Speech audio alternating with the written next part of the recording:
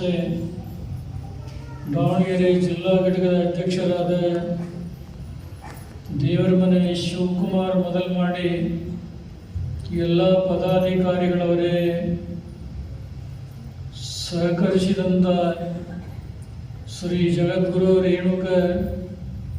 ಸಾಂಸ್ಕೃತಿಕ ಸಂಘದ ಅಧ್ಯಕ್ಷರಾದ ದೇವರಮನೆ ಶಿವರಾಜ್ ಮೊದಲ್ಮಾಡಿ, ಎಲ್ಲ ಪದಾಧಿಕಾರಿಗಳವರೇ,